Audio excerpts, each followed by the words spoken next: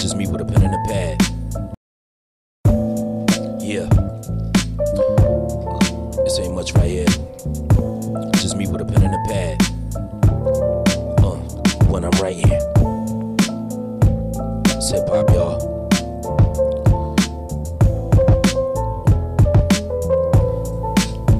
When I'm writing, grab a pen and a pad, shift my memories back to good times before things had gone bad. Drinking on abs, smoking on streets, flowing on beats, wailing with Pete. Now he's deceased, how can it be so soon since my other man passed? My eyes perceived this shit happen, deep center stabbings, a lethal, a pattern of evil. A third cat I knew got shot, no longer here, pour over beer to the deceased and celebrate him every year. When I'm writing, it's like the force of 10 bombs striking the Pentagon, defense on, mic is my weapon on the stage of warfare. See my people degraded, oh yeah, ghettos depraved and we bathe within fear. Scarcity effect keeps us in check, no guaranteed respect, just a smoking gun, broken homes, family neglect. I reminisce on my pops, I never knew him, did he slip or get shot or die of AIDS? Where's his burial plot? Stay above water, better off as an Olympic swimmer. It's like my feelings been ate like finished dinner. In the winter I done grinded till my hands froze up, hit the gym and lifted iron till the man swole up. I'm just writing, no topic structure needed, I'm just drifting, I'm a kingpin in my own ass right. Lyrics are spitting from tone, that's right. Hit the stage, ripped the fucking microphone last night, ain't get paid, just promoted my plight. I know to do right was wrong is left to desire.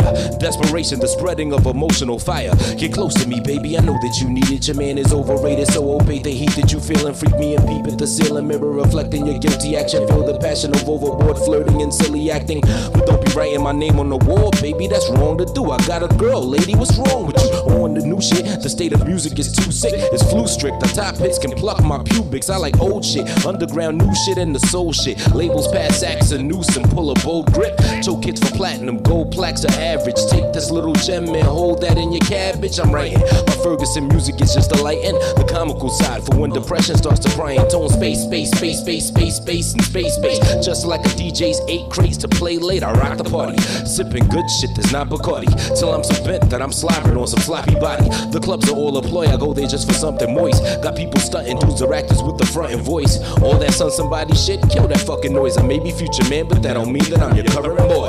I'm writing, thinking of riches and scheming for it. Fuck dreaming for it and fuck working for some weak employment. Jobs are temporary means, they're survival tactics. A place to stack chips and invest it in a better scene.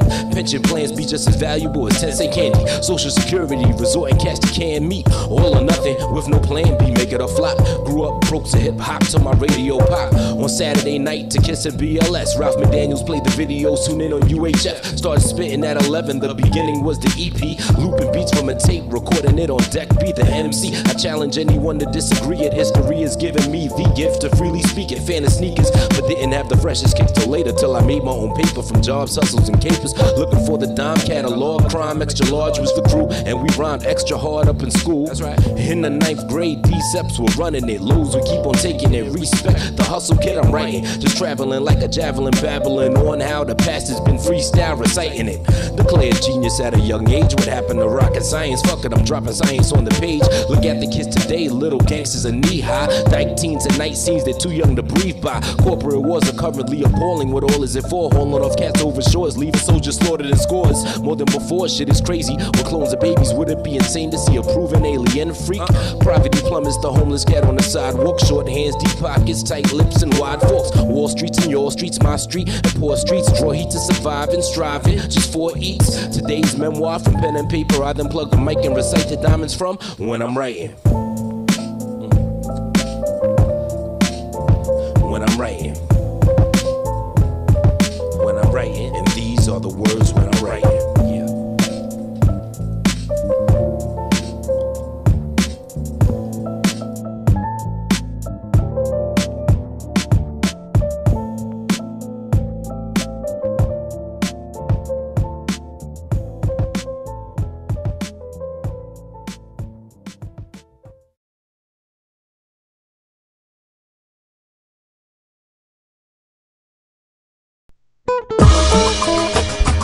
So space, space, space, space, so space, space, space, space, space, check it out, y'all. Future Man, space, space, space, space, so space, hip hop, beyond the finest. Look at that. Guess who's back? My tongue is sharper than cheddar cheese. Son, I'm on a better degree, ahead of MCs, indefinitely. You want it starting your head'll freeze. Ice it like lesser degrees, way below 70, refrigerator Steve. Refried bean ass nigga, old man ass wiper. Beyond me, no nigga can last ass right. I'm omnipotent, omniscient, rhyme different, magnificent magnet, drifting through town, sithering bitches around, dicking them down like pessimism. Twist, flex, and flip, I'm like a wrestling X division. Piss tested, shitting on whatever that you kicking. Lyrical wizard, better yet, a good magician. I'm having fun. These rabbits from my hat are unraveling. If you're fat at the track and run to your back and your abs them. The slack of my abdomen's where my sack and Bozak are hung. Anatomy class is done, I just ask you go at it, hun. Savagely have it, I'll give the crack of your ass a bump. It's magic reaction, it's multiplasmic orgasms. That can computed program, get compensated when you contribute to Earth. The Ronald Reagan of rhyme-related or rhetoric. Am I gonna make that a line that makes sense or let it sit? Let's see, my bars are charismatic as classic actors and 80s, baby, that is swag as strong as a president, huh? My shit's bomb and I don't even have to try. It fits like this on the Heroes in July. Way too funky like DJ Quick and I'm too. My ways to make money, make the tunes that you groove by. Space don't dress bummy, rock a cake with a wrestle belt. And get the stuckers up, bitch, the straight wanna check herself. It's Future Man, baby, get your hand on my slick hair. To be a fan's crazy, but I love what the chick share. Strong dick and hold long as it's protected like Zick Mackey. The shield rolled on, yes, it's warm and my dick's happy. I hear no songs with a style that is this savvy. The hero's gone, you went out like a bitch, now we are here. So on to the creative music, imaginative concepts, don't we hate to lose it to faggot shit nonsense, but see there's a movement. I replace what's cool, kid, and we get this new shit. Yeah. Future Man, Volume 1, Future Man Vows, Volume 1, Reverbnation Recording, Catch 1 Part 2. Future Man. That's just how it goes. Sometimes things don't go the way they're supposed to be. Sometimes things don't go the way they're supposed to be.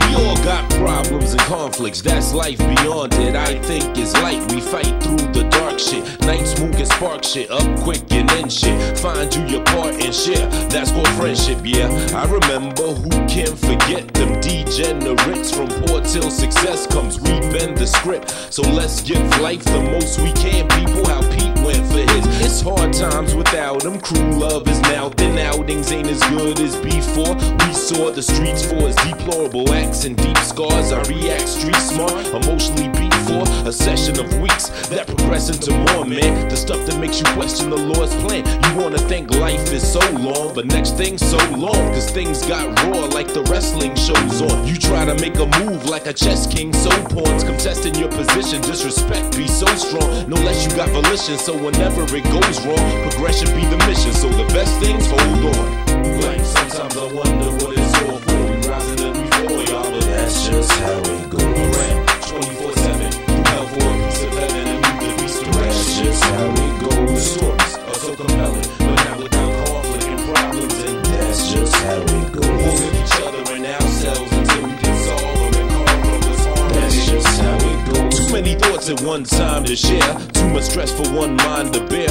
A quick song for you to vibe with here, for anyone that goes behind the tears and finds that there's a real reason they're alive this year. I'm a survivor, yeah, through the knife and the gun. My mother cried when her son took one right through his lung. Life wasn't fun at 17, but better scenes ahead of me gave me the hope to challenge any dream. I got money with Charles, those were times that were good. He lost his life in the street, shit goes on in the hood. His personality was famous, inspiring, vibrant, and leaving left my heart with a wide dent. Believe me, every part of me I am is made up of past friends, jewels, and the lessons they have sent. And Peter Shaper keeps me putting pens to this piece of paper. His soul is deep in my rhymes, bro, I'll see you later. Like sometimes I wonder what it's all for. We rise and then we fall, y'all, but that's just how it goes. Around 24/7, through hell for a piece of heaven and leave the beast to rest. That's just how it goes. The stories are so compelling, but not without conflicts and problems, and that's just how it goes. We'll with each other and ourselves until we can solve them and come from this harmony. That's just how it goes.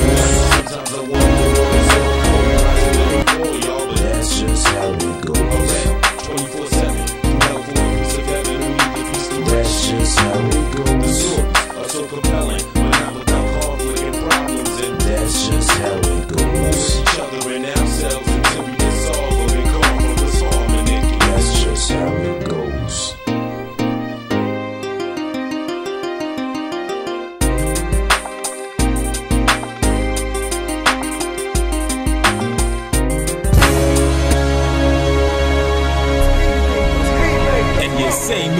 City.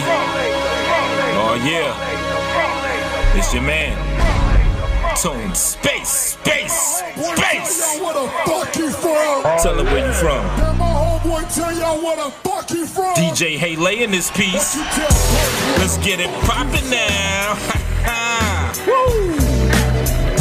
That uptown funk gon' give it to ya. I said that uptown funk gon' give it to ya. Shout out to my niggas from Divine. They'll act wild. Shout it out, shout it out. City, Brown, Peace, To Los Angeles, yo. Still putting it down. New space written for brown bees. Brown dick out with the bitch on her brown knees. My lyrical style sees touring across earth, splitting different boundaries. Now who the fuck said I can't rap? Groupies hand clap, then caress my damn sack. While mumbling, wait, or something like that, while they face my waist. Hey! Guzzle the nectar up, her bread is up, and I'm plugging them guts in her Lexus truck. This beat is so raw, fam, it's got me reminiscing, shifting seats in the tour van. Yeah, I'm top rhyming like wax noodle, packaged with flavor. Tone Space brings the facts to you. Now can a prophet earn a profit, whether it's written or off the dome like the furthest rocket? Blowing up, we showing up, we showing up. Now let me slow it up while blowing up. You hold the fuck on. I said yes, we blowing up, we showing up, we showing up. Now let me slow it up while blowing up. Check this out, yo. I said double DD was depressed. Then she got depressed. I declined a deep press for deep rest. Relax, shorty, be easy. Come unwind. Open a bag of that and tag hash like number signs. And no one shows their true face. It's the mascara that make up who they are. Charged by the fad setters. And when you shine's when they all be new. And just the flyness they see on you. But let me ask you, how can your words stick to me like glue? When I beat off with a stick, who you beat off to? Tone Space, big ball of charisma, ain't he? From flowers to your door now, I'm falling out with your lady. Live stream extreme is cooking me, but I don't hold a grudge, I'm good looking, so good looking B. And little mama, it's so good, enjoy the flavor. Groove to the tunes and move your butt like toilet paper. Yes, we blowing up, we showing up, we showing up. Now let me slow it up while going up. You hold the fuck on. I said fuck it, let me write up a third verse. Peep like a pervert, a weirdo that's berserk. I never follow ways of common man. Spend my time and plan our exodus to the promised land. Big dick in your mama's hand. I love a rock woman like Jim and the hologram. Federal promise notes. Got our people dying in jail or retire broke. Yeah, they try to spin it like cycle spokes with false higher hopes, but our system's a lying joke. Y'all US citizens who don't reawaken, that means you assisting them? What? Them stupid nigga trends, trinkets, gems without a movement. Bigger plan? Set in motion keeps you stuck in backwards. No man can see me trying to fuck with rap words. Yes, we blowing up, we showing up, we showing up. Now let me slow it up while going up. You hold the fuck on. I said yes, we blowing up, we showing up, we showing up. Now let me slow it up while going up. You hold the fuck on. Silver bells hanging on a string. She told me it was my ding-a-ling-a-ling-o. Fuck them silver bells, it's my big black balls. And when my dick spits black, you better get back, y'all. Have them hoes singing when I sting them with my ding-a-ling. Bitch, you're a monkey. My dick is divine, get in the swing of things. Speak highly intellectual, ever perpetual. Make raps about my dick and still be heterosexual. These hoes will do anything for the Klondike fellas. Plus I dress so fresh, I make dumb dykes jealous. My ding-a-ling is definitely in perfect condition. Letting off-white slimy surface emissions. You best behave, goddamn bitch. Look at the mess you made. Usually I keep that motherfucker freshly saved. Bitches don't get pubic hair stuck in their teeth. My dick destroys vaginas beyond fucking belief. Advanced knowledge on the topic like an older god. Bitches worship and polish my dick like it's a golden rod. When some bitches see my dick, they just stare at it like they're scared of it. Of course I take proper care of it. My penis is everything it's meant for and prepared to be. For every chick that turned their back, my dick was there for me. Gives a fuck about that motherfucker. All the ass and the smash, it's no wonder I still got that motherfucker. Bang bitches throughout DC in the roughest of times. From busting raggedy ass bras to busting them dimes. My ding-a-ling is my trusty pal. Bustin' nuts with a thrust like you bust a cow. Just a calico. Use my ding-a-ling to slap the face of a back alley hoe. Tally ho, now you know. Ha ha. My dick. Suck it. Suck it.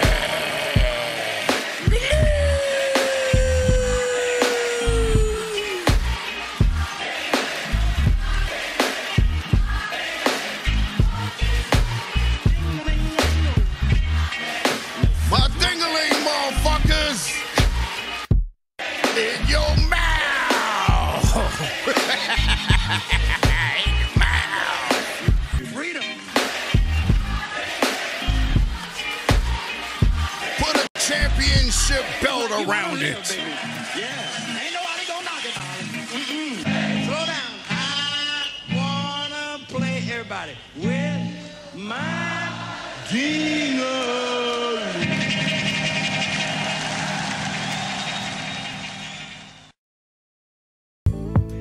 Where I came, no. Because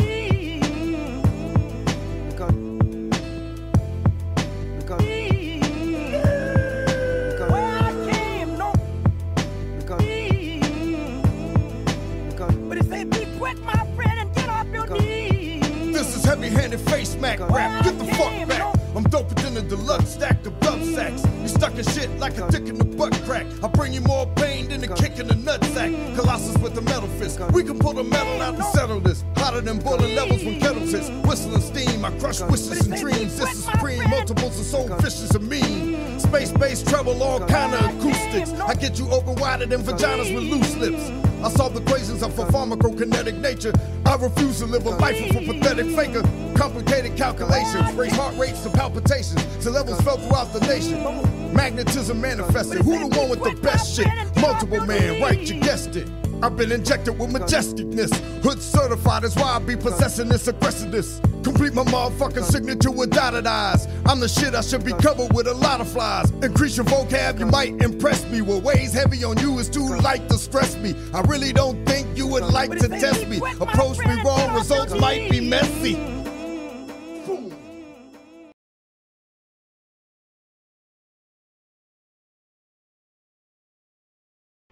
Wow. Just wow. Always gotta say wow when I hear my man Multiple Man. When I hear some shit I haven't heard before. Nigga. Wow. Alright. Sound check, check, check. Sound is good. I really have no rhyme and reason doing this. I was trying to get my man Dread on to chop it up. You want to talk about some Tekashi 6ix9ine stuff, but it's kind of late. I don't even feel like hitting him up. I figured I'd just get on, you know, just to be a familiar face on some, you know what I'm saying? Keep the flow momentum going. But the two sounds you just heard there was heavy-handed face. What's this shit called? Heavy-handed face smack rap. Boom! And right before that you heard my ding-a-ling. And I won't give you a visual representation of that song Tidal. You know what I'm saying? Save that for like a triple X stream or something. And prior to that you heard a couple of my tracks. What did I play? I played When I'm Writing. I played Future Man Files. And I played Just How It Goes, because that's just how it goes. And if you want to find my music, you can find the links down below, all the places where you find me at, where I be at, and Insomniac, rapping all night, all that stuff. If you want to find my man Multiple Man, just go to Soundcloud, type in Multiple Man, and, you know, look for the dude that looks like a Mr. Miyagi, you know what I'm saying? And you will find Multiple Man very entertaining, very charismatic, very amazing, gifted, sharp musical artiste. You know what I'm saying? And speaking of sharp musical artistes, I just got 2 beats that I'm gonna send along to, you know what I'm saying, the young Mia Nicole. You know what I mean? I sent them to Kevin, you know, to see what, you know, what he thinks about it. And he sent me a track that he's trying to get her to spit on that sounds kind of hard, sound kind of tough. So, you know what I'm saying? Expect to hear some more, you know, some more flavor from her coming real soon. I'm working on like 2 more tracks for her. You know, just trying to get my craft back together, get my craft up.